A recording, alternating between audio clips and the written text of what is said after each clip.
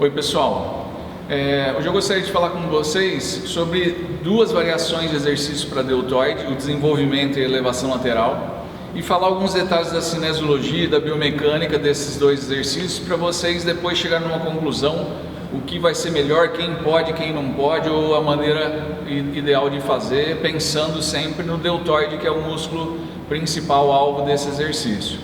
Então, para a gente começar, eu queria lembrar do seguinte: se a gente olhar o torque envolvido nesse exercício, aqui a gente pode pensar, o ombro é a articulação que está sendo movimentada, e se eu colocar isso aqui como se fosse esse pêndulo, como se fosse a linha da gravidade atuando em cima do peso, vocês vão ver que quando eu chego nessa posição aqui, eu tenho um torque gerado por essa carga bastante grande, porque a distância que essa carga está do eixo do movimento é bastante grande, e são as duas variáveis que influenciam o torque: a distância desse peso que está do eixo e a quantidade de carga que está envolvida no movimento.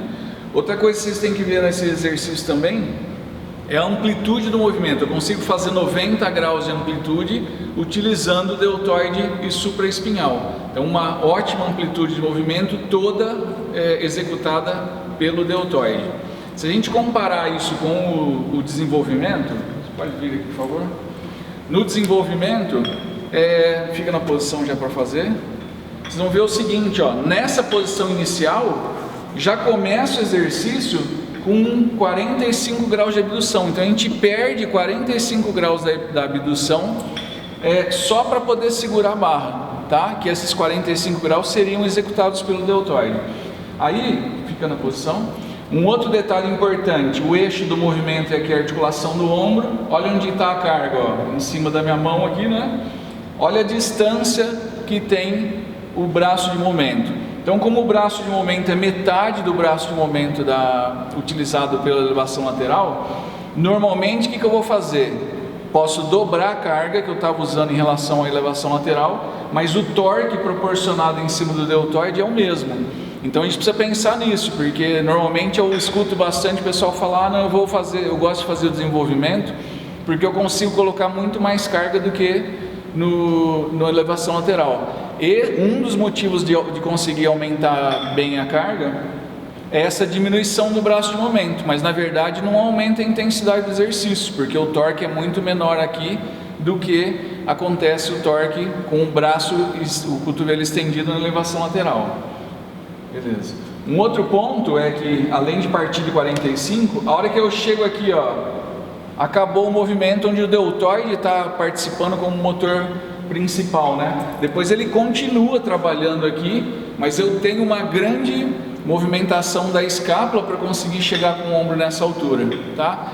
E além disso, nesse exercício eu estou usando o tríceps. Então eu uso o tríceps, uso os rotadores superiores da escápula, volta um pouquinho, para fazer esse movimento do ombro aqui. Eu uso trapézio superior, trapézio inferior e serrátil anterior, junto com o deltoide supraespinhal. Então, na verdade, são um grupo de músculos que estão trabalhando aqui, e isso também favorece eu conseguir aumentar bastante a carga durante o exercício. E para finalizar, volta o movimento.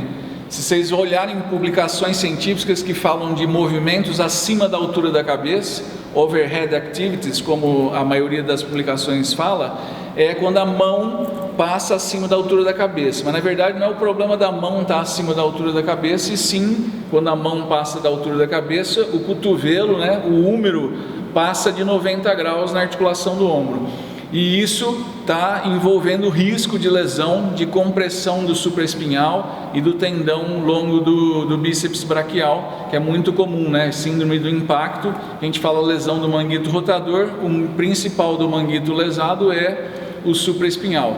Então o risco de lesão do manguito rotador é muito maior aqui, porque eu faço o movimento completo e acima da altura da cabeça, comparado com a elevação lateral. Então é isso que a gente tem que pensar, né? Eu ponho carga, mas a carga não vai gerar um torque para o músculo que eu quero, e a quantidade de músculos que eu trabalho é diferente da elevação lateral também. Então, quando colocar o desenvolvimento ou não no trabalho vai depender um pouco da intenção do trabalho. Por exemplo, eu quero trabalhar vários músculos ao mesmo tempo com a intenção de dar um grande estímulo hormonal. Aí sim, o desenvolvimento é um exercício que está trabalhando vários músculos ao mesmo tempo e pode trazer essa intenção, diferente da elevação lateral. Mas eu estou pensando no risco de lesão, então tem que ir para a elevação lateral.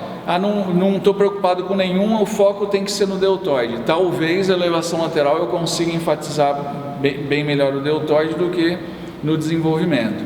E pensando num detalhe final, se vocês olharem de lado durante o desenvolvimento, para eu conseguir trazer a barra e ficar nessa posição e fazer um movimento na vertical, eu tenho que ter uma completa rotação lateral do ombro, e o ombro faz 90 graus de rotação lateral. Só que se a pessoa não tem essa mobilidade, por exemplo, não chega até os 90 graus, ele vai fazer extensão da coluna para poder chegar nos 90 graus, e aí o tempo inteiro que ele está fazendo o movimento, está com a coluna fora da posição anatômica e a carga que está acima dele comprimindo o disco intervertebral, o que pode ser bastante risco para a coluna lombar. Então, considerando todos esses detalhes que eu acabei de falar, vocês vão ter condição de entender aí o que é melhor e para qual tipo de aluno fazer ou não um ou outro exercício. É isso aí, pessoal, bons treinos.